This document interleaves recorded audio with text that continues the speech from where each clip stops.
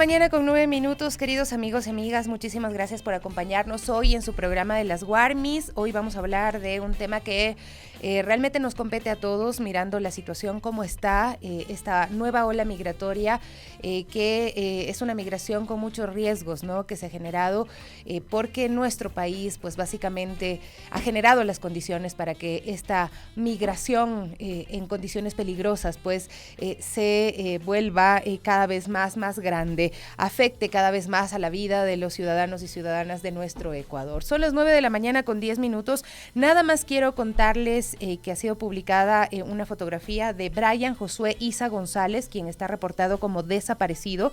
Fue visto por última vez el 10 de abril de 2024 en Calderón, al norte de Quito. Si usted tiene información sobre su paradero, comuníquese al 1-800-33-54-86. Brian Josué Isa González, reportado como desaparecido, visto por última vez el 10 de abril de 2024 en Calderón, al norte de Quito. Más adelante pasaremos la imagen también para que ustedes puedan verla y puedan empezar a difundirla. Está en nuestras redes sociales de Radio Pichincha en Multimedia. Bueno, por otro lado, nada más quiero comentar algo chiquito antes de empezar con los temas fuertes que hemos preparado para el día de hoy, y es que el día de ayer sorprendió, bueno, ya nada sorprende en el país también.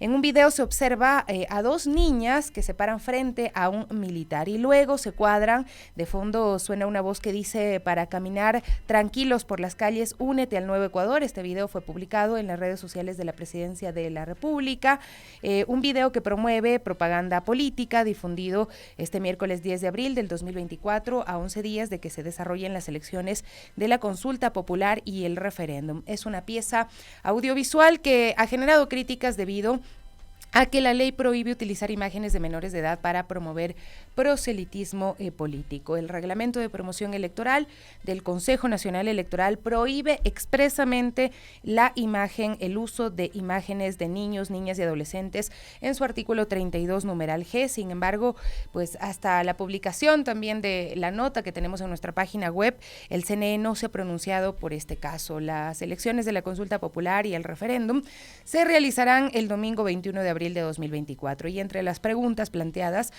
por el gobierno nacional, algunas tienen relación con nuevos roles que deben desempeñar las Fuerzas Armadas en el Ecuador. ¿Cuáles son las reacciones? Bueno, por ejemplo, Dayan Rodríguez ha escrito el siguiente tuit que me parece importante que se analice, ¿no? Dice: qué terrible esto. En un breve análisis semiótico, sin ser experto, se muestra la sumisión a la masculinidad como símbolo de poder, la exaltación de la figura militar bajo un mensaje de obediencia y control, en el que no solo se usa una niña, sino dos que representan la inocencia para probar el dominio de una autoridad. El uso de niñas indica que si dos criaturas son llamadas a obedecer al dominio autoritario militarizado, también debe someterse un ciudadano común bajo cualquier precepto, incluso a pesar de que vulnere derechos, como en este caso el derecho al libre desarrollo de la niñez, debe someterse a la autoridad militarizada. Además, las niñas son utilizadas para reproducir estereotipos en los que las mujeres son figuras o las figuras que se someten al control del género masculino. Existe una naturalización de la presencia de militares en un territorio no bélico, al punto que se naturaliza la violencia y el abuso de poder, como ya hemos visto. Finalmente, los daños psicológicos provocados a las dos niñas pueden ser irreparables, dice. Primero, al haber actuado para este video, ¿cuántas veces habrán repetido esto para obtener lo que querían? Segundo, esto puede afectar su autoestima al ejercer acciones de subordinación ante una figura masculina y de paso con un arma para un contexto bélico. Definitivamente es violencia simbólica en estos 10 segundos de video por parte de la presidencia. Yo no quiero que mi hija crezca pensando que esto que hoy vemos es lo correcto. ¿Dónde está la ministra de la Mujer, que se reúne con ONU Mujeres y un sinnúmero de organizaciones que hoy están en silencio? Sin palabras ante tanta violencia. Sibel Martínez también dice: tomen nota, Defensoría del Pueblo, también el Consejo Nacional de Igualdad, la Comisión de la Niñez de la Asamblea Nacional, el Consejo de Comunicación, alguien debe concurrir por las y los niños de este país, es lo que dice. Es un mensaje grave. Realmente no podemos normalizar la presencia de los militares y de la policía todo el tiempo en las calles. No es el país que nos merecemos. No es esa la paz que estamos buscando los ecuatorianos y ecuatorianas. 9:14. Bueno, vamos a pasar a otro tema también trascendental, no dejar de tratarlo, no dejar de abordarlo, y es el tema migratorio. Vamos a conversar con Hermel Mendoza, es investigador y también es miembro de la misión escalabriniana. No es fácil de pronunciar, Hermel. Muchísimas gracias por acompañarme el día de hoy acá en este espacio. Hemos conversado previamente, abordado un poquito el tema, ¿no?, de la migración, cuando vemos que nuestro país, por ejemplo, tiene el grupo de personas, el segundo grupo de personas más grandes que están pasando ahora mismo por el Darién, que es un territorio inhóspito, cuando vemos que también hay miles de detenidos ecuatorianos en la frontera México-Estados Unidos, y cuando además vemos pues todo esto que ha sucedido recientemente, de que la política, desde el Estado se complican las relaciones entre dos países que tienen esta conexión muchas veces ignorada, que es la migración y sobre todo una migración en condiciones riesgosas. Hermel, ¿cómo está? Buenos días. Buenos días, Sofía. Un saludo de la misión escalabriniana como tal también y mío.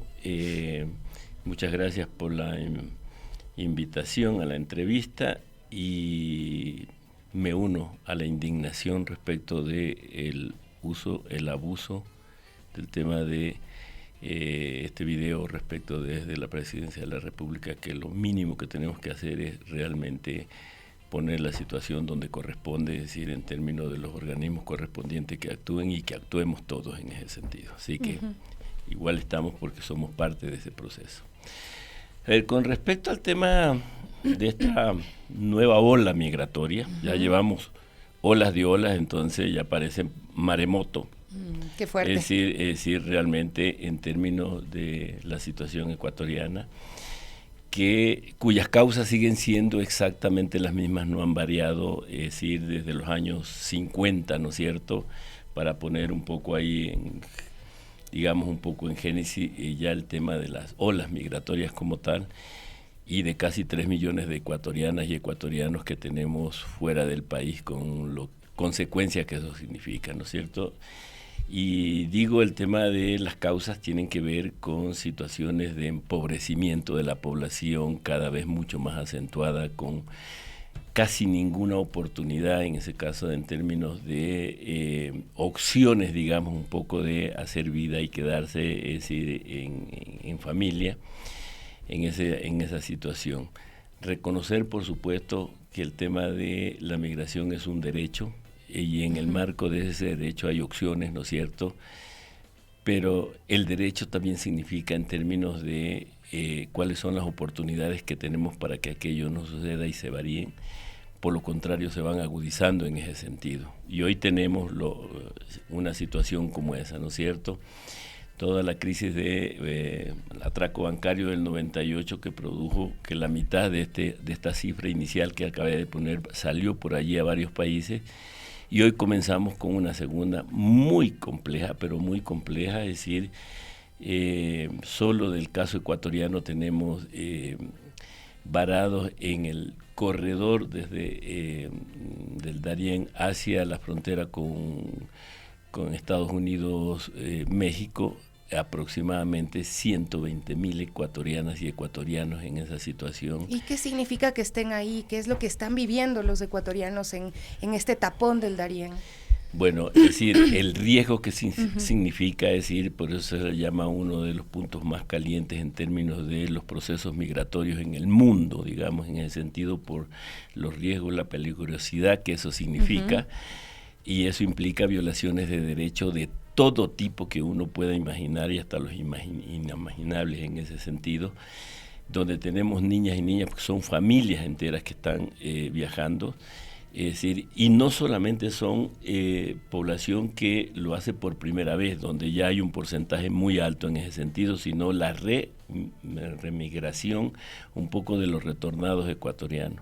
Qué fuerte. De los 200,000 ecuatorianas y ecuatorianos que más o menos se manejan cifras, el 80% ha tenido que regresar por situaciones de no poder tener posibilidad de reinsertarse un poco en el caso ecuatoriano, y no solamente en términos económicos, sino en términos familiares, en términos, es decir, una regularidad, digamos, en el proceso en ese sentido. Expulsados 2 veces de su patria, qué duro. Varias veces, digo, porque eso significa realmente una situación muy, muy compleja, es decir, personas que vinieron inclusive en el marco de una propaganda de programas, que además fallaron, que hoy tienen además situaciones complejas, inclusive de expulsión de algunos de los poquitos programas que se hicieron en algún momento en ese sentido. La Cancillería como tal o las instancias correspondientes en el marco de eso, es decir, en términos de movilidad humana, no operan, no tienen programas. Es decir, los pocos que hubieron en algún momento dado desaparecieron, rato no existen. Hay enunciado de cosas, pero en la práctica concreta nada. Esa es la realidad y entonces implica que nos hemos convertido inclusive para el año 2023 en términos de remesa. Es decir, estaba pensando en eso. No solo recibimos remesas, que lo podemos hablar luego, sino que estamos mandando remesa a México por cantidades impresionantes que bordean cerca de los $60 millones. Las cifras que no aparecen, digamos, las oficiales dicen la mitad, pero en la práctica son... ¿Y esto qué significa? ¿Cómo se interpreta eso? Eso significa que entonces que las familias están mandando para sostener mínimamente, con lo mínimo posible en términos de alimentación, que es lo menos, que significa un poco todo el tema de cómo se lo esquilman a las personas un poco en los pasos, porque en cada frontera que tiene que pasar tiene que hacer un pago en ese sentido, amén de las bandas un poco que operan en ese proceso. Entonces, son remesas que se trasladan hacia allá, pero que no van a la persona como tal, sino que tiene que ser para poder, digamos, de alguna manera cubrir recursos que son obligados a pagar en ese proceso, que van desde 3.000, 5.000, 8.000, lo que sea, dependiendo de la situación. Habíamos una visto locura. Incluso el uso de inteligencia artificial para manipular a las familias de Totalmente. Los migrantes. Utilizan una foto que encontraron en redes sociales y la transforman en un video diciéndole a la familia, por favor, mamá, envía el dinero que te están solicitando. Y o sea, estamos viendo que realmente es una situación muy dura, pero además usted mencionaba el tema de las remesas, ¿no? Rompemos récord, más de 5.000 millones enviados por los migrantes en el año 2023 y pues lo que va de este año también estamos rompiendo ese récord. Entonces nos hace pensar que evidentemente desde la política estatal no le conviene al Ecuador que la gente siga yéndose, que los ecuatorianos sigan arriesgando su vida mientras envíen plata, todo está bien para las instituciones del Estado. Si nosotros vemos las estadísticas desde el 2020, aquellas que son medibles, porque eso apenas es 1/3 del tema de los recursos en el sentido que vienen al país. Pero segunda cosa, el tema de quién las envía. Más del 50% del envío de esas remesas son mujeres, que hasta ahora no hemos hecho al menos... digo, un reconocimiento verbal en ese sentido, ni siquiera lo hemos posicionado como tal, lo que eso significa. Pero entonces implica que ha sido un tema de ascenso y que casi siempre se ha mantenido en toda esta década, en la última década al menos, es decir, cercano a lo que ha sido la inversión, pero ahora la supera. Es decir, supera lo que es la inversión internacional en ese sentido. Entonces el tema de la dolarización se mantiene en buena medida, y cuidado, en porcentajes bastante más altos de lo que nosotros pensamos, es decir, por el tema de la remesa sostenida más del 50% por las mujeres. Yo creo que ese es un elemento que tenemos que realmente comenzar a posicionarlo en ese sentido, lo que significó la salida en ese sentido. No solamente fue salida de mujeres, sino, es decir, lo que están haciendo por el país y lo que no se reconoce cuando regresan acá y tienen que nuevamente remigrar por situaciones como esta, y remigrar en situaciones bastante más complejas en ese sentido, porque un buen porcentaje de ese 80% de las 200.000, que aparentemente, digamos que son cifras que tenemos, digamos, aproximadas en ese sentido, también están yendo por el Darién, en muchos casos. Entonces, eso significa realmente el tema de la remesa. Significa que el consumo de este país está sostenido también en ese marco, porque la familia a la final termina utilizando esos recursos, es decir, para lo prioritario, ¿no es cierto?, claro, que es alimentación. Exactamente. Y entonces, en términos generales, gran parte de las estadísticas que plantean en términos de cuál es el movimiento económico de este país está en ese nivel. 3,8% del tema del recurso que en general, de la masa general del ingreso en este país, corresponde al tema migratorio. O sea, esa es realmente la situación en términos de la remesa. Y nadie lo reconoce. Y lo que usted manifiesta, es decir, ¿le interesa entonces al Estado ecuatoriano y a los gobiernos de paso en ese sentido? Y a este en particular, a ninguno, no tienen ningún programa. Y es más, se ha restringido la mayoría de los derechos que están plasmados en la Constitución, que superan las 2 decenas de articulados respecto del tema de derechos y de migración, es decir, han sido retrocedidos en términos de la ley de movilidad humana. Y hoy la queremos retroceder mucho más en ese sentido, en términos de la garantía de derechos. Hermel, de verdad la situación que retrata con esas cifras tan duras y poniendo además ahí de frente el papel de las mujeres es importantísimo, ¿no? Creo que hay muy pocos análisis que han visto este tema, ¿no? Que lo han abordado y que lo han puesto, usted dice, por lo menos para un reconocimiento desde el Estado, ¿no? De lo que está haciendo, porque reconocer esta nueva ola migratoria es reconocer el fracaso de la política pública en el Ecuador, el fracaso de todo, ¿no? Porque cuando uno ve las condiciones en las que tienen que emigrar y desde el privilegio uno dice, pero qué locos, ¿cómo migran con los guaguas? ¿Por qué se van? Si cualquier cosa estarían haciendo acá con lo que le pagan al coyotero, etcétera, ese tipo de cosas y mensajes que a veces se dicen desde el privilegio, pero desde su experiencia y su investigación, ¿qué pasa por la cabeza de los migrantes, de las migrantes, cuando deciden irse a abandonar lo poco que tienen acá en el país? O lo que no tienen. O lo que no tienen, ¿no? Digo, y pongo 2 ejemplos. En el caso de las personas retornadas, voy a coger un caso concreto de uno de los programas. 400 familias que fueron partícipes de uno de los programas que se llamó Cucayo en su momento, para el tema de las personas que retornaban. Se les otorgó posesiones de tierra. Fueron expulsados porque las tierras fueron entregadas, es decir, a empresarios, a personas un poco con influencia, para el tema de camaronera. Fueron expulsadas totalmente en ese sentido y no reconocidas, y entonces ahora están en juicio, además, es decir, en varios ámbitos, es decir, la instancia que lo entregó y en la Contraloría también tienen su propio proceso, digamos, un poco de inculpación en ese sentido. Eso implica. Y entonces, y han habido presiones de todo tipo. Ese es un caso, digo, que lo ponemos en esos términos. Pero sucede también en la otra situación, es que, además del tema de la pobreza, el tema de las vacunas, el tema de el coyotero que lo pone, es decir, de frente, y entonces le pone unos recursos y se la pinta fácil en principio, no solamente a la persona que migra, porque generalmente es una decisión familiar muchas veces, pero familiar ampliada, porque no es solamente cuando la familia, digamos, más directa toma la decisión, atrás de eso también está la familia ampliada. Y entonces los recursos en general los tienen que asumir toda la familia. Entonces ahí hay unas deudas impresionantes que hoy en día están superando los $30,000. ¿Por qué? Cuando va por coyotero, es decir, tiene un recurso. Y saben, desde el año 2000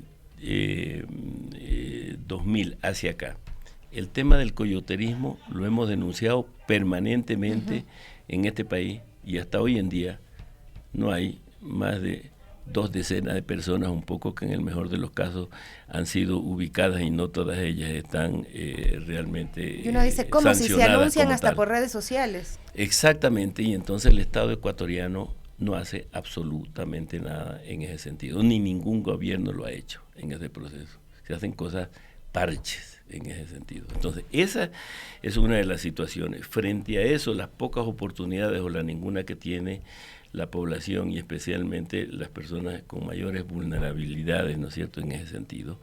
Entonces, implica que la familia tiene que tomar una decisión en ese proceso dura. Todo el mundo quisiera realmente tener una migración normalizada, regular, segura, etcétera. pero esas no son las condiciones que se prestan en este país, porque usted no tiene posibilidad realmente de salir en esas condiciones. Y entonces, ¿qué hacer?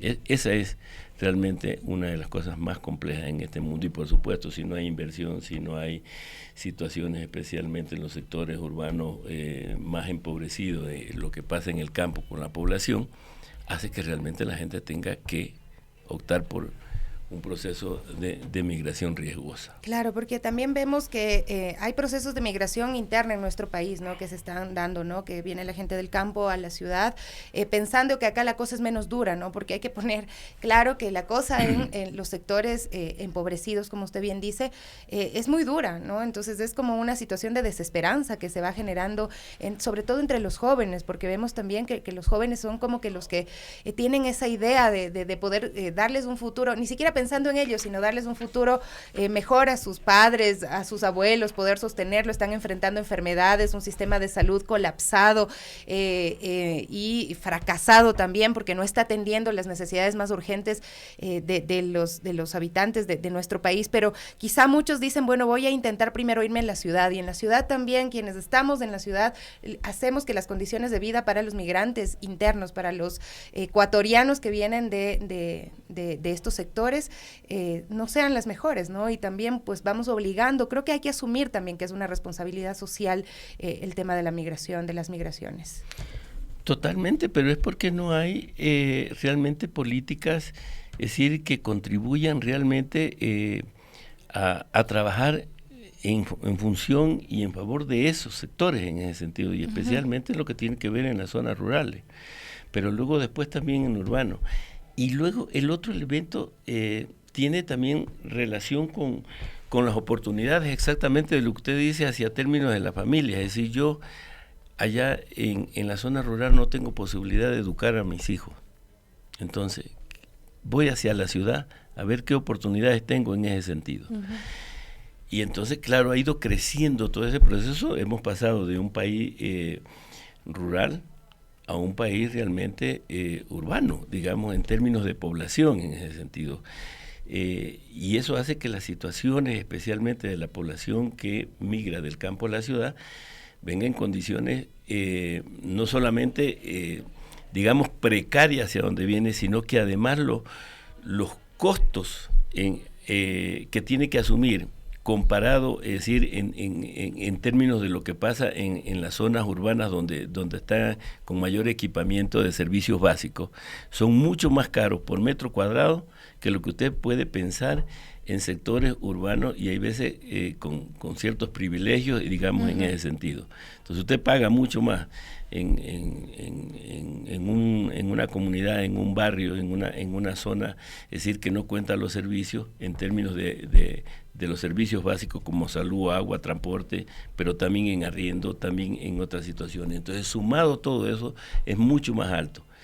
Y luego después el tema, las condiciones un poco para buscar empleo son mucho más complicadas, y entonces usted tiene que venir a competir en un ámbito, ¿no es cierto?, primero irregular, después perseguido, después que tiene pocos recursos, después que además en la calle, con todo el peligro que eso implica, y tiene que estar toda la familia, y finalmente tampoco cumple el objetivo de que su familia, sus hijos, es decir, puedan estudiar, porque entonces también tienen que contribuir lamentablemente al tema de los recursos en ese sentido. Esa es la condición en el tema de la migración interna también. Qué fuerte, ¿no? Realmente todo esto nos hace ver y pensar en cómo sostenemos también la humanidad, ¿no? Porque yo creo que el mundo está pasando una crisis de humanidad donde se pierden de vista pues aspectos y los derechos mínimos, ¿no?, que tienen los seres humanos, que no están siendo garantizados. Hermel, para finalizar, ¿cuál es el impacto de esta crisis diplomática que se ha presentado entre México y Ecuador en términos de los migrantes? ¿Alguien está pensando en los migrantes? A ver, hay dos aristas. La primera es que el Estado ecuatoriano, y este gobierno en particular, para posicionarlo ahora, porque podemos coger cualquiera de los otros, es decir, respecto del tema del proceso migratorio de estos 120,000 ahora, pero cojamos los 2 millones y pico, es decir, en general, la presencia de las instancias correspondientes con relación al Estado ecuatoriano no está presente. Por lo tanto, afecta muy poco, comillas, digamos, en ese sentido, porque no está siendo acompañada ni en origen, ni atacando las causas, y menos un poco en todo el tema de trayecto, en este caso concreto. O sea, ya estaba ausente. Estaba ausente y va a seguir ausente, porque no hay una propuesta en términos de política integral respecto del tema de la movilidad humana, por un lado, y segundo, aparecen para ciertas cosas específicas, es decir, cuando se enteran de que allí hay secuestrado 400 personas, de las cuales muchas de ellas bueno, son no sabía la canciller hace unos días. Intervienen luego cuando están ahí para tomarse la foto y para hacer alguna cosa puntual. Los medios mexicanos están diciendo que hay ecuatorianos. No hemos sabido. Literalmente esas fueron sus palabras. ¿Quiénes hacemos? Entonces, las redes de organizaciones, las redes de migrantes, somos las que estamos acompañando el proceso. Nosotros como Misión Escalabriniana y como la Red Clamor, que somos parte de este proceso un poco en términos de iglesia, digamos, en ese sentido, somos una de las redes que estamos acompañando en ese proceso en todo este trayectorio. Pero hay varias redes en términos de los propios migrantes, de familiares en ese sentido y de la propia población que acompaña. Es decir, ese es el único proceso que hay realmente en términos de presencia en ese sentido. Entonces, para respuesta concreta aparentemente no pasa mayormente nada en ese sentido, por un lado, pero por el otro quedan en indefensión total aquellos que realmente están presos y que van a seguir cayendo presos, y todos aquellos que caen en manos de las bandas de todos estos procesos de tráfico y trata de personas. Entonces, ¿por dónde vamos? Esa es la situación que tenemos gravísima, y allí hay niños y niñas. Mire que el porcentaje de niños y niños está alrededor del 30% más o menos de población que transita por ese proceso en el caso ecuatoriano. Esa es la situación compleja, grave que existe en el caso, y esto va a seguir.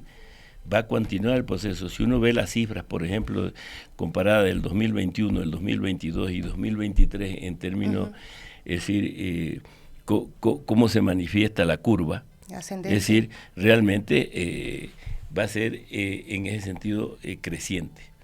Para este año ya tenemos alrededor de 22.000 personas, es decir, que han pasado por ese proceso. Entonces este año va a ser superior al del año 2023.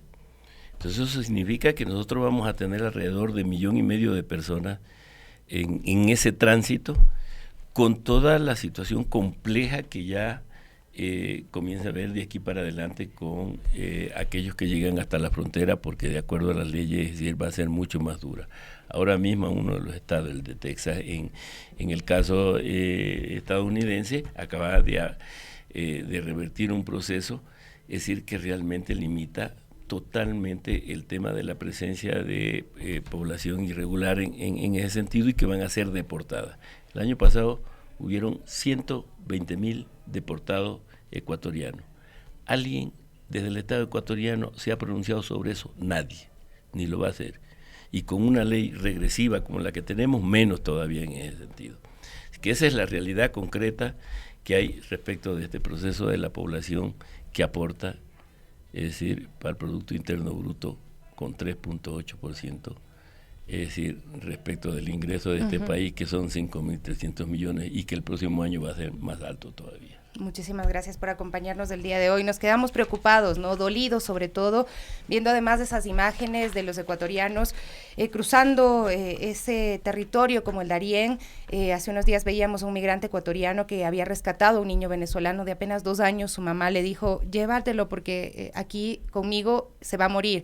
Y él manifestó que lo iba a dejar con autoridades panameñas. Pero es una locura pensar en todo eso, es como que no entra en la cabeza el ponerse en ese riesgo, el pasar por todo ese dolor, pero obviamente esta decisión, como usted dice, ha sido reflexionada desde muchos ámbitos, pensada en tratar de salvarse, en tratar de sobrevivir para estas familias, Hermel. Solamente un tema sí, para concluir.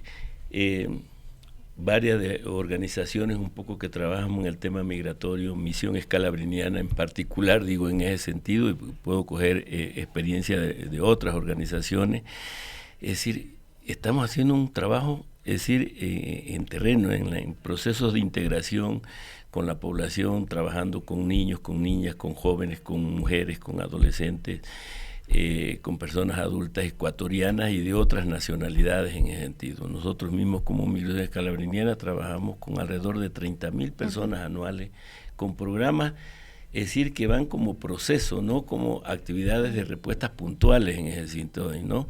Que ellos se vayan convirtiendo en actores reales de su propio proceso y sean realmente los que vayan conjuntamente con nosotros haciendo el camino en ese sentido y reclamando los derechos y exigiendo a aquellos para que se implementen. Qué duro, ¿no? Enfrentando situaciones de irregularidad, de temas de papeles, enfrentando situaciones de empobrecimiento, mantenerse activos también políticamente, ser actores políticos, es el reto para los migrantes, para las migrantes y para las organizaciones que también los apoyan. Muchas gracias. A usted, Sofía, muchas gracias. Vamos a hacer una breve pausa, 9:40, volvemos enseguida con más.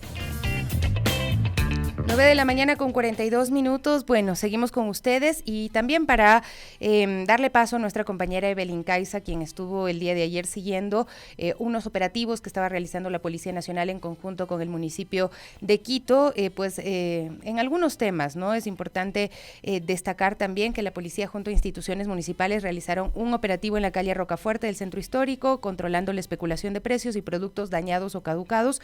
También los vendedores han denunciado que la situación de ellos se ha empeorado debido al incremento del IVA, que no venden nada, la gente no está comprando, también eso es lo que dicen. Vamos a verlo.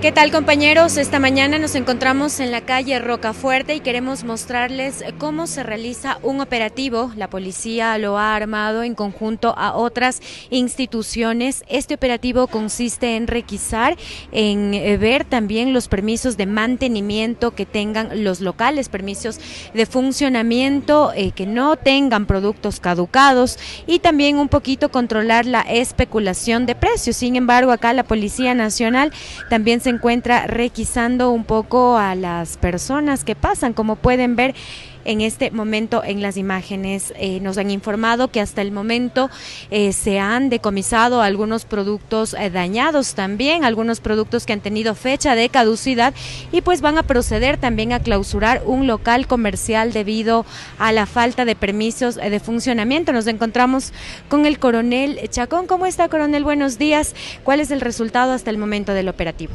Bueno, buenos días. Sí, la Policía Nacional conjuntamente con las unidades del municipio se está trabajando en el control de espacios públicos y también los comercios formales que existen aquí, donde hemos tenido eventos delictivos en los cuales fingen personas, tienen una fachada de comerciantes, pero más bien lo que son es personas dedicadas a actividades ilícitas, como son arranchadores, los mismos que perfilan a las personas que transitan o a las personas que se trasladan en sus vehículos. Por eso la Policía Nacional ha articulado con el municipio para hacer estos operativos, identificar a este comercio informal en donde se está prestando para estas actividades y desplazarles de este lugar para evitar y prevenir el delito, es lo que nos corresponde. ¿Ustedes cómo han identificado esto? ¿Mediante cámaras, mediante denuncias ciudadanas? Bueno, tenemos la georreferenciación del delito. Nosotros hemos tenido incidencia delictiva en el sector, el modus operandi que se ha dado son arranchadores que están fingiendo ser vendedores y al momento de visualizar a una víctima proceden a arranchar sus pertenencias. De igual manera tenemos personas detenidas en este sector por el microtráfico, personas que fingen estar vendiendo productos, pero más bien es una fachada para despender la droga y por eso la Policía Nacional ha recurrido a las instituciones del municipio para este trabajo integral. Mientras ellos realizan su labor en lo que es los permisos del espacio público, de los centros de abastecimiento para la ciudadanía, la Policía Nacional hace un acompañamiento con registro a los ciudadanos que transitan el lugar, ciudadanos sospechosos y a la vez también a las personas que están expendiendo productos en la vía pública en los cuales se verifica que no tengan antecedentes o estén requeridos por la justicia o estén dedicadas a otras actividades. Se hace un registro de esto y con esto nosotros damos una mayor fortaleza en la percepción de seguridad en todo el centro histórico. Coronel, digamos, ahorita acabamos de ver que están requisando a dos ciudadanos que pasaban por acá. ¿Bajo qué parámetros se los identifica, digamos, a los ciudadanos para proceder a requisarles? Bueno, la identificación de toda percepción toda persona tiene la obligación de, al momento de la Policía Nacional interceptarle, de dejarse realizar un registro. Son temas de seguridad. Más se hace un perfil a las personas que están en actitud sospechosa, con gorras, con capuchas, las mismas que andan en 2, 3 por el sector sin ningún tipo de actividad. Se verifica qué actividad están realizando, se procede a su registro. En caso de tener una baja dosis de sustancias estupefacientes, se le retira armas blancas, ya que no hay una detención por esto, pero sin embargo estamos trabajando para la seguridad. Ok, coronel, muchísimas gracias por la información. Y bueno, pues esto es lo que se realiza a esta hora. Nosotros quisiéramos también ver un poco de la perspectiva ciudadana. Vamos a ver si por acá los vecis nos ayudan un poquito comentándonos qué es lo que les parece estos operativos, cuál es su lectura sobre esto. Vamos a tratar, ya que acá un poquito está el ambiente tenso debido a que está gran parte de uniformados desplegado, gran parte también de personal del municipio, pues pero vamos a ver cómo les parece. Mi vecina, muy buenos días. ¿Cuál es su percepción sobre mi vecino? ¿Cómo está? Estamos en vivo. ¿Cuál es su percepción sobre estos operativos que está realizando la policía con el fin de controlar un poquito que los precios estén correctos, que no hayan productos caducados? Sí, pues me parece que esté muy bien para que no haya ninguna especulación con respecto a los precios. En vista de que sí, en realidad hay mucha gente que se aprovecha de eso y realmente perjudica al pueblo, ¿no? En su bodeguita, digamos, desde que ya hubo el incremento del IVA, ¿cómo le ha ido con los precios? ¿Sí se incrementaron? ¿Cómo están las ventas un poquito? No, bajaron. No, totalmente sí se bajó la venta porque realmente los clientes no asimilan el precio. Entonces sí es algo que afecta, ¿no? a la economía. No asimilan porque sube el costo de todo. Han subido, por ejemplo, los productos que vienen trayendo, en este caso de la costa, por tema de gasolina, diésel. Entonces, los insumos por ende suben. Digamos, usted antes al día, ¿cuánto vendía antes de que se incremente el IVA? Un aproximado, ¿no? Y ahora, ¿cuánto está vendiendo? ¿A cuánto ha bajado? Vendía $300 lo normal, hoy se vende 100. Sí, claro, lógicamente, no hay venta. Mucho menos, y lamentablemente a usted pues le tocará implementar promociones, implementar ofertas. ¿Qué estrategias está implementando en su bodeguita para que vengan los clientes? Tratando de conseguir precios que todavía por ahí tienen a mucha competencia, tiene todavía precios anteriores. Y lo que tratamos es esperar que ellos acaben para poder que la gente asimile los precios. Claro. Muchísimas gracias por estas palabras. Bueno, acá el vecino sí está un poquito, digamos, de acuerdo que se controlen los precios. Sin embargo, él lo que hace la denuncia es que la gente no está conforme, no está asimilando los precios todavía.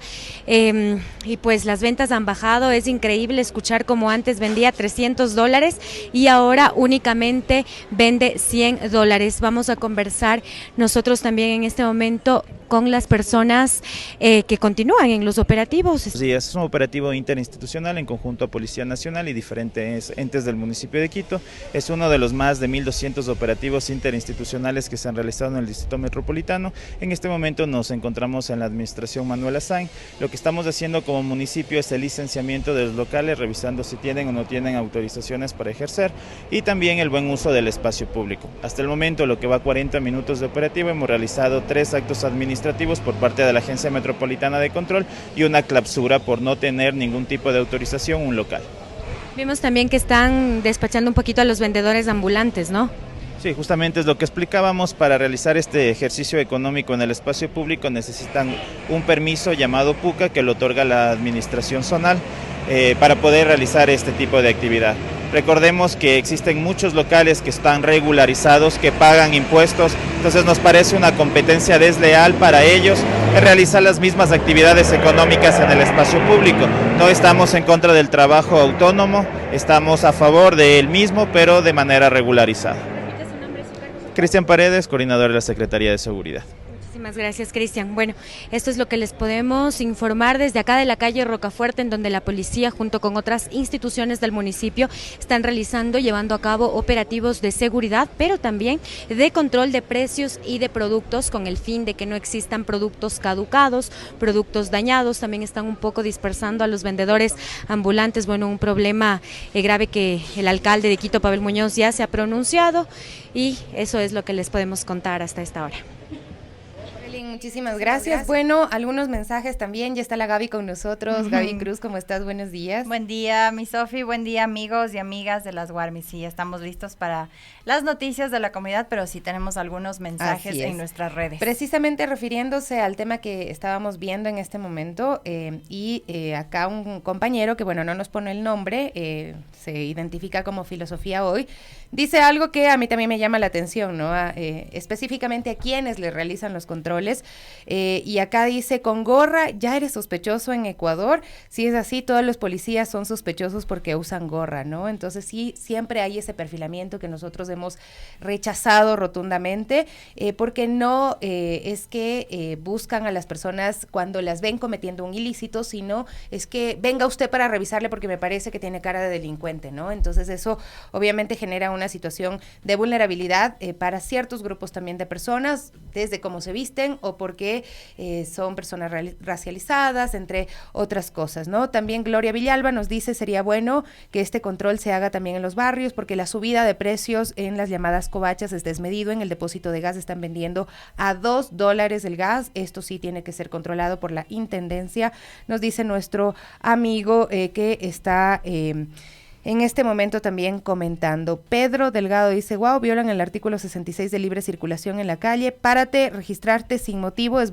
violar tus derechos, artículo 66. Dice nuestro amigo. Bueno, ya sabemos cómo se utilizan también estos argumentos del conflicto interno armado. ¿Cómo estás ahora sí, mi Gaby, para repasar los hechos noticiosos locales? Sé que hay cierres viales el día de hoy. Yo estaba ni enterada de que hoy jugaba la liga, pero la Gaby ya me dijo. Sí, que no te escuchen los chicos por aquí o te van a decir: Sofi, no.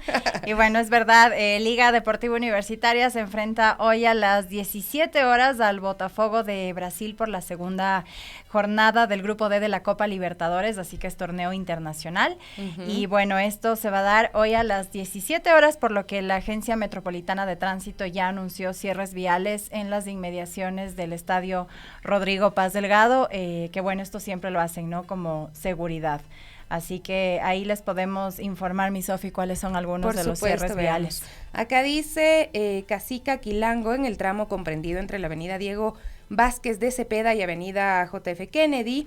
La Esperanza, en el tramo comprendido entre la avenida JF Kennedy y la calle Hermens, Van Serrins, Rembrandt. ¿Cómo le dicen esa calle? Porque no creo que le digan así a la calle. Yo creo que debe ser solo la calle Rembrandt. Exactamente. Bueno, en realidad son todas las calles que circundan al estadio, ¿no? Pero las vías alternas, más bien les decimos: la avenida La Prensa, la Diego Vázquez de Cepeda, la calle Ramón Chiriboga, la Rosa Campuzano, la Camilo Guachamín, la calle Tomás Amideros y la calle Segundo León. Son las vías alternas que dispone la Agencia Metropolitana de Tránsito para estos operativos que se realizarán durante este día. Y hay que decir que ya están cerradas estas vías desde las 8 de la mañana y permanecerán así hasta las 20 horas, así que tomen muchas precauciones para evitar el tráfico que se puede generar en esta zona. Mi querida Gaby, bueno, el día de ayer estuve en la presentación a inversores de un proyecto que es la Solución Vial Bicentenario, que tiene como objetivo, según dijeron las autoridades, reducir los tiempos de movilidad entre Rumiñahui y Quito de 90 a 7 minutos, ¿no? Así es. Bueno, esta solución vial bicentenario, para la construcción de esta mega obra se espera concretar alianzas público-privadas, por lo que el día de ayer, miércoles 10 de abril, la prefectura de Pichincha ya presentó este proyecto a inversionistas nacionales e internacionales. Vamos a ver la nota. La Prefectura de Pichincha abrió el concurso público para la construcción del proyecto vial Bicentenario, cuyo modelo de gestión es la alianza público-privada. La prefecta Paola Pavón aseguró que se trata de una solución vial innovadora que busca acercar al Cantón Rumiñahui con el Distrito Metropolitano de Quito. Es un proyecto que reduce el traslado del Cantón Rumiñahui al Distrito Metropolitano de 90 minutos a 7 minutos. Incluye un puente y incluye 2 túneles que permitirán que este tiempo se reduzca. Reducir tiempo en los vehículos significa mejorar la calidad de vida aproximadamente de 200,000 personas que utilizan la autopista General Rumiñahui, que es una autopista que la administra la Prefectura de Pichincha desde hace 30 años. Para arrancar esta fase, la prefectura elaboró los estudios de este proyecto que se estima costará casi $230 millones, con un plazo de construcción de 3 años. Richard Tapia, gerente de Hidroequinoccios, mencionó detalles de la mega obra. Kilómetro 1, nosotros desplegamos el viaducto de 680 metros sobre el río Machángara. Llegamos con este viaducto 28 metros abajo de la Velasco Ibarra y es por eso que da inicio al túnel. Este túnel atraviesa el Cerro Ichimbía y termina en los parques del Ejido y el Arbolito.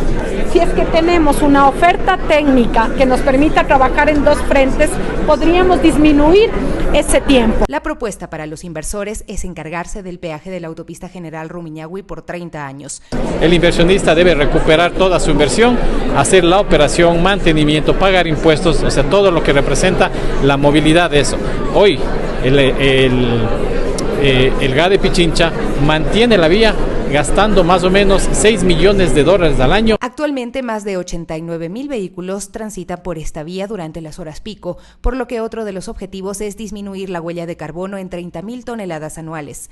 O sea, de 90 minutos que tienes un carro emitiendo gases tóxicos a una reducción de 7 minutos. Y finalmente lo que siempre buscamos, que el proyecto pueda también empatar en el Arbolito para la conexión con el metro de Quito. El crecimiento poblacional de Rumiñahui es considerable. Por este motivo, Fabián Isa, alcalde de este cantón, destacó la necesidad de que se trabaje en conjunto con todos los niveles de gobierno. Llamado al gobierno central, yo tengo justamente el pedido de la ampliación de la E35, de la parte de la Municipalidad de Quito y Rumiñahui y la Prefectura. Vamos a trabajar en la autopista Rumiñahui. Se empata con esta solución vial Bicentenario y se complementa con el proyecto Metro de Quito. Finalmente, la prefecta Pavón ofreció seguridad jurídica a los inversionistas y que se considere el impacto positivo para la provincia. La obra crearía alrededor de 1,300 puestos nuevos de trabajo. Sofía Montoya, Radio Pichincha. Mi faceta de reportera también, que estábamos el día de ayer, pero hay que destacar algunos puntos importantes, ¿no? Que ya se decían en la nota, cuál sería el impacto, ¿no? Tratar de mejorar la calidad de vida de 400,000 habitantes del Valle de los Chillos con una movilidad más ágil, reducir la congestión vehicular, ya que se estima que el 40% del tráfico de la autopista General Rumiñahui utilizaría esta nueva ruta. Así es, también generación de oportunidades de empleo y reactivar la economía local, qué importante es esto, y se estima que durante la fase de construcción se crearán alrededor de 1,300 nuevos puestos de trabajo entre directos e indirectos. Y bueno, recordemos que la inversión de este megaproyecto será de $226,54 millones y tendrá un plazo de construcción de 3 años. Y bueno, beneficiando alrededor, ¿no?, de 200,000 personas diariamente, no solo quienes viven en la zona, sino todos quienes transitan por estas zonas. Y qué importante decirlo. Hay que decir que lo que se ha abierto es la fase de concurso, ¿no?, para recibir propuestas de inversores nacionales o extranjeros que tengan esos $230 millones y que estén dispuestos a ponerlos al servicio de esta obra, ¿no?, que analicen que la obra tenga la factibilidad. Ya están hechos los estudios que los ha hecho la Prefectura de Pichincha, pero obviamente el inversor estará pensando también en su retorno, en que durante estos 3 años, si es que incluso pueden ser menos, se pueda generar también el retorno a través del peaje de la autopista General Rumiñahui, que pasaría a sus manos por 30 años, según lo que se ha manifestado el día de ayer en esta apertura de este concurso para los inversores. Nos dicen, ¿por qué no pone la prefectura este dinero? Bueno, porque estos recursos no los tiene la prefectura y tampoco los tiene el gobierno. El gobierno no está invirtiendo en absolutamente nada, no hay inversión pública y es doloroso decirlo, pero esa es la realidad. Obviamente uno pensaría que serían los mismos gobiernos los que tengan que pues poner el dinero, estos $230 millones millones de dólares de ejecutar esta obra.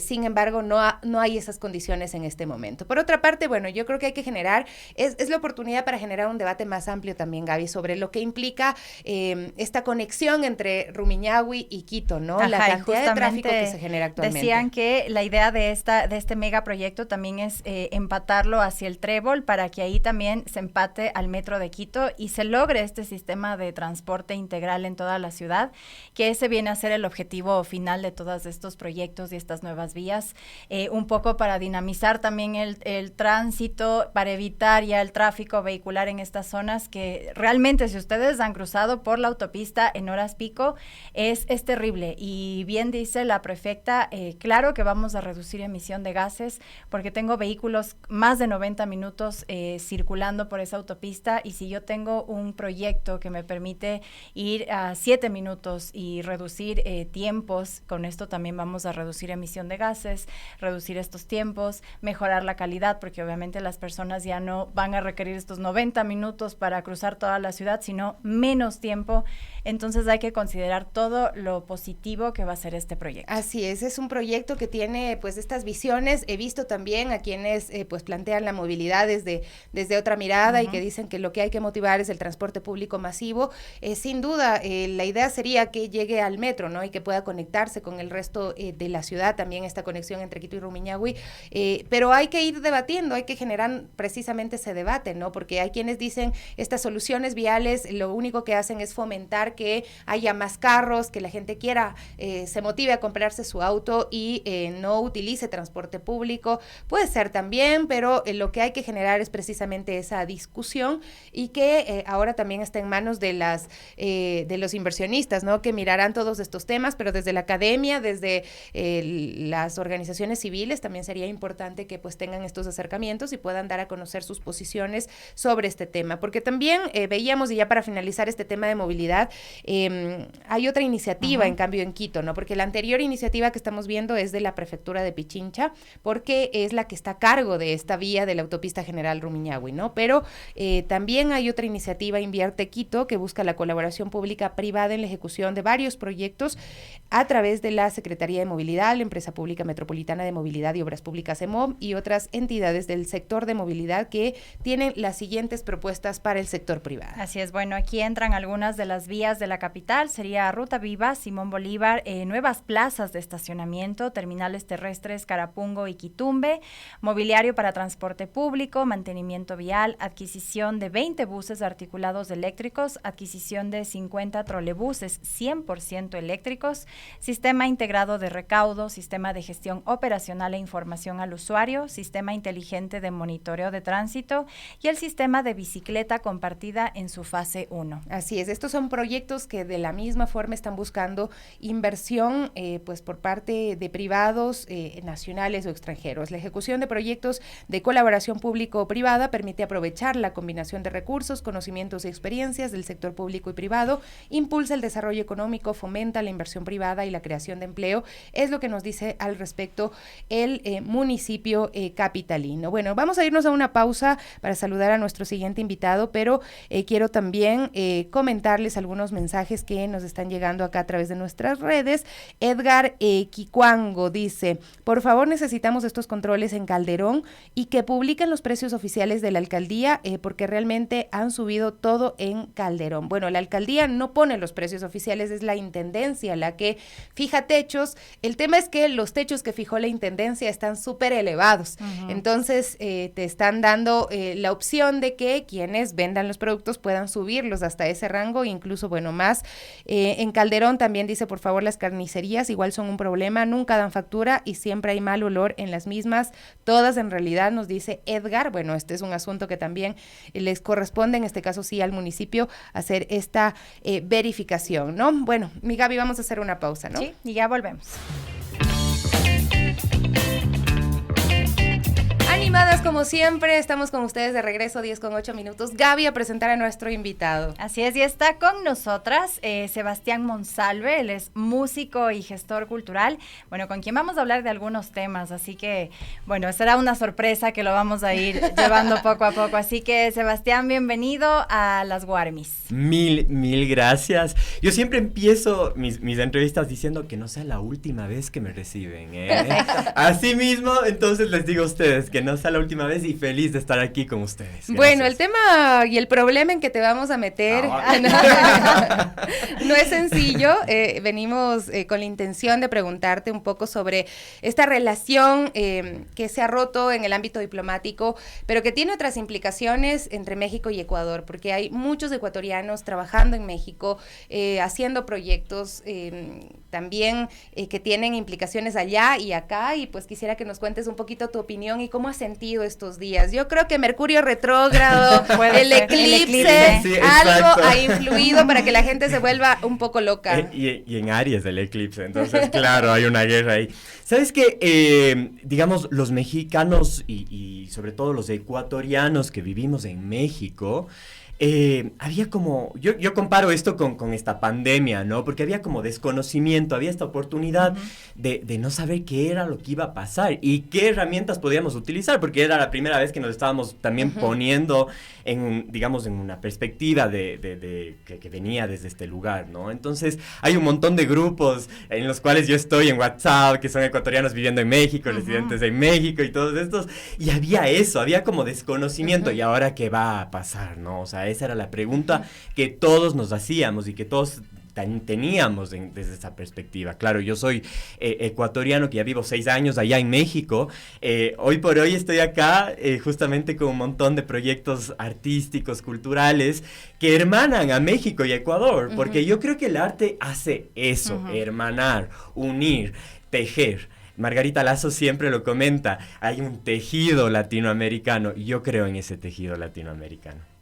Qué chévere que lo menciones, Sebastián, justo a Margarita Lazo también, que bueno, nos vas a comentar qué se viene, ¿no? Y también, sí, más adelante, pero regresamos a México ahorita. Ajá, justo, y tú mencionaste algo tan importante, y es esto de que la música, la cultura, logran trascender fronteras más allá de los países, de la diplomacia, la política, y bueno, mencionaste también que el desconocimiento ha generado un poco de temor entre ecuatorianos, mexicanos, pero ¿qué les ha llevado al diálogo? ¿Qué han dicho entre ustedes?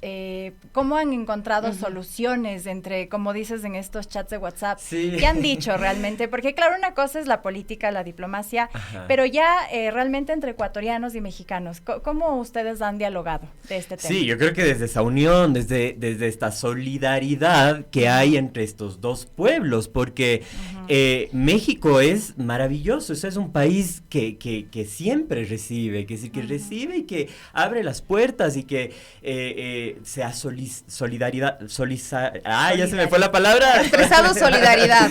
Sí, solidaridad con nosotros como ecuatorianos, ¿no? Y entonces desde esa perspectiva ha habido esta oportunidad de digamos, abrirnos la puerta, de recibirnos, y hoy por hoy igual, o sea, entender que, digamos, seguimos teniendo esta hermandad, ¿no? ¿Cómo llegaste tú a México, por ejemplo? En busca de cumplir mis sueños. Yo quería cumplir mis sueños, ¿por qué? Porque yo soy cuencano, ¿no? Yo soy cuencano, esta ciudad que a mí me regala una magia increíble. Vengo a Quito y yo siempre digo, Quito es mi casa, yo extraño Quito, yo tengo este corazón quiteño, ¿no? Que me permite extender las alas de mi creatividad, porque vengo acá a estudiar Historia del Arte y Arte Contemporáneo. Pero sí me estrello contra esta cruda realidad de entender que el arte es concebido como un adorno de Navidad, ¿no? Que se saca una vez al año y que además no tiene un valor económico, no tiene un valor como cualquier otra profesión. Entonces, estrellándome contra eso, decido cumplir mis sueños y me voy a Ciudad de México a vivir, ¿no? Donde hay una industria artística, cultural, del entretenimiento mucho más grande, mucho más amplia, ¿no? Y también me estrello contra crudas enseñanzas allá, contra crudas enseñanzas y muy profundas, donde incluso veía esta oportunidad de que mis sueños se me iban por mis dedos, ¿no? O sea, porque el recibimiento tampoco fue fácil. Hay 26 millones de habitantes viviendo en una misma ciudad. Como migrante llevas a disputar un espacio, sí, ¿no? O sea, es muy profunda esa discusión y también ese espacio. Hay que luchar, ¿no? Hay una actriz, y quiero decir una actriz del mundo artístico y cultural que me abre por primera vez las puertas en México, y es Lila Downs, ¿no? Qué hermoso. Yo la amo profundamente, y ella fue la primera que me recibe y que me abre las puertas. Entonces, en estos chats, por ejemplo, había mucho esta oportunidad ¿y la embajada? ¿Se va a cerrar? ¿Se va a abrir? ¿El consulado? ¿Qué va a pasar? O sea, eran las primeras preguntas, porque había muchas personas que estaban tramitando pasaportes, que no sabían qué era lo que iba a pasar con sus trámites.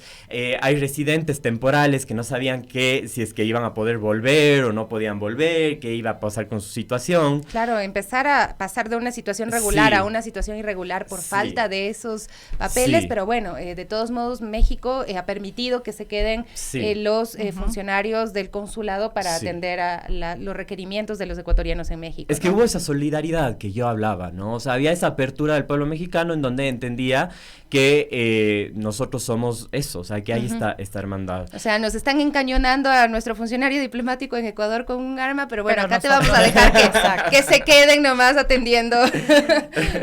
Sí, entonces, digamos, yo como artista, como gestor cultural, entiendo, digamos, esta situación desde esa perspectiva, desde el arte mismo, que es esta oportunidad de hermandar, a ver, hay una de las primicias principales del arte que es para todos, ¿no? O sea, es realmente para todos. Entonces yo creo que también el arte hace una política desde ese lugar que es para absolutamente todos. Hay fondos culturales que funcionan entre Ecuador y México, este tipo de relaciones.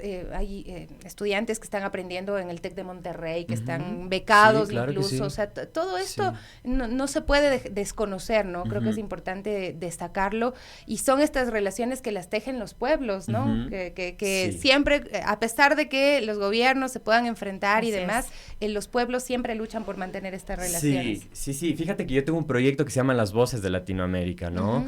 Que digamos, nace sin una disquera y nace en medio de este lugar también súper de incertidumbre que fue la pandemia, ¿no? Entonces, Las Voces de Latinoamérica hace este tejido, como nombro siempre, Margarita lo llama así, de artistas mexicanos, colombianos, ecuatorianos, peruanos. Está Lila Downs, está la Vivir Quintana, están todas estas voces gigantes, y sin tener nosotros una disquera que nos apoye para sacar este proyecto en un inicio, hemos logrado en 2 temas que sacamos más de 1 millón de reproducciones, ¿no?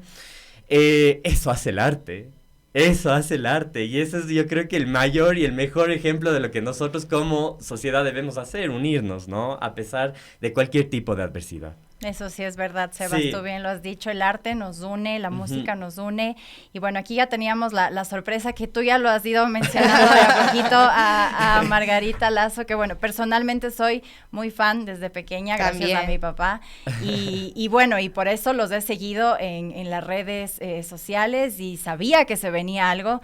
Entonces coméntanos qué se viene con Margarita Lazo. Pues hoy en la noche tenemos un concierto, lanzamiento del álbum de Margarita Lazo, Linda Wambra, que habla de este tema también de Linda Wambra ecuatoriano, pero que finalmente también tiene un montón de temas que vamos a tocar incluso esta noche, de rancheras nuevas, de temas mexicanos. Y de nuevo tomo este ejemplo para decir eso es lo que tenemos que hacer, hermanarnos y unirnos, ¿no? En medio de esta adversidad. Y es en el Teatro San Gabriel, ¿no? Teatro San Gabriel a las 8 de la noche, están los tickets en el link, en ticket www.teatrosangabriel.com, o también en la boletería del teatro. Sí. Qué bueno. Sí. Margarita también la queremos mucho, como dice la Gaby, ha venido por acá y la abrazamos, la admiramos porque ella ni se entera que la escuchábamos desde niña. Y pues sí, ¿no? Pero hoy en la noche también le van a escuchar porque también nos van a acompañar. Pero por supuesto. Y miren que esto quedó grabado en vivo. Así es. El compromiso está perfecto. No vamos a hacer ningún rompimiento de relaciones, vamos a cumplir con esa promesa también, esa expectativa de estar ahí, ¿no? Pero bueno, Sebastián, quizá nos dejas el mensaje y quisiera que lo dejes claro, ¿no? Sobre cómo los ecuatorianos y los mexicanos se ven esa necesidad de sostener los vínculos, ¿no? Sí, estamos sosteniendo esos vínculos. No solo desde el arte, sino desde cada uno de los quehaceres de todos los ecuatorianos que vivimos allá.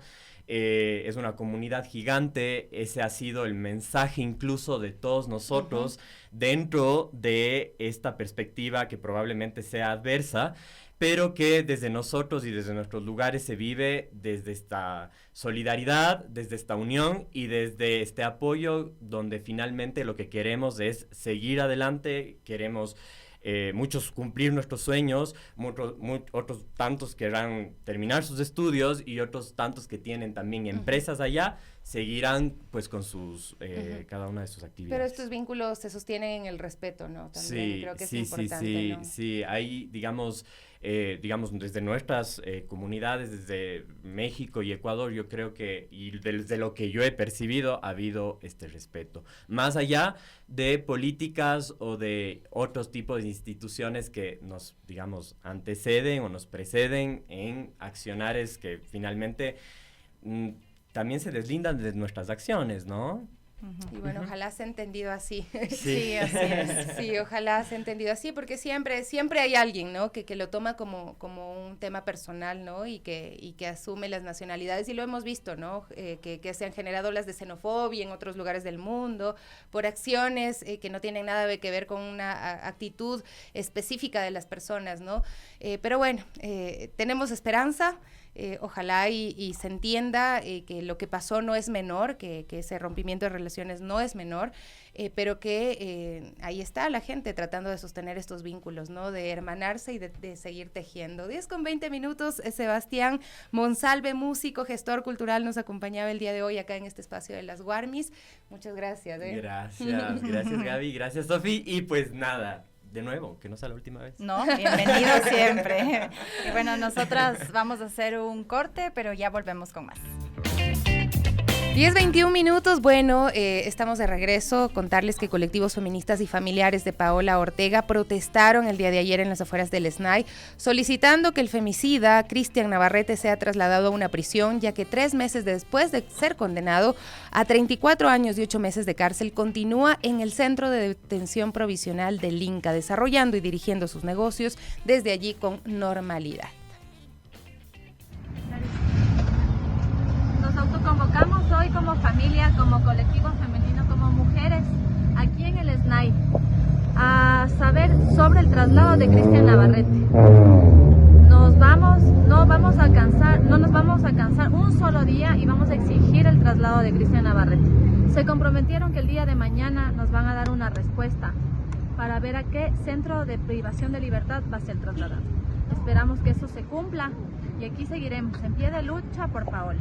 ¡Por Paola nadie se cansa! ¡Por Paola nadie se cansa! ¡Por Paola nadie se cansa! ¡Nadie se cansa! ¡Nadie se cansa! Sin la posibilidad de tener un descanso, sin posibilidad de tener paz, ¿no? Entonces ayer pues veía, y nuevamente lo repetimos acá, cuando hablemos de impunidad, hablemos de estos temas también, hablemos de los femicidios de Rosa Ramos, de Carla Guaigua, de Diana Velasco, de muchas otras mujeres. Los femicidas están libres y la policía y la fiscalía no hacen el más mínimo esfuerzo por buscarlos. Estuvimos ayer en la audiencia, luego más tarde también presenciando esta protesta en las afueras del SNAI, porque ven con mucho asombro que el femicida Cristian Navarrete, después de haber sido sentenciado por un delito como femicidio, con todos los agravantes del caso, continúe en un centro de detención provisional como es el Inca, desarrollando y dirigiendo sus negocios con normalidad, como lo dicen pues Adriana y también la madre de Paola Ortega, mi Gaby. Así es, bueno, es lamentable, pero como bien lo menciona Sofi, nosotros siempre estaremos alertas de este tipo de casos para que no queden en la impunidad. Somos la voz también de estas familias que realmente puede que las puertas se les hayan cerrado en otros espacios, pero aquí estamos siempre, desde el espacio de las Guarmis, desde Radio Pichincha, para que vengan acá, escucharles y apoyarles, que es lo más importante y lo que necesitan en este momento. 10 de la mañana con 24 minutos, así estamos cerrando hoy nuestro programa. Es jueves 11 de abril de 2024. ¿Qué pasará hoy en nuestro país, en el Ecuador, o que tenga incidencia en nuestro país? No sabemos, todo se vuelve tan incierto también y eso nos preocupa, nos convoca, pero también nos convoca a unirnos, nos convoca a alzar la voz, nos convoca a estar presentes y a decir lo que pensamos, lo que sentimos sobre la realidad de nuestro país. Nos vamos, Gaby, pero ya vienen las noticias. Ya mismo viene el Quique también, así que sigan conectados a la señal de Radio Pichincha y a nuestras redes sociales. Hasta mañana.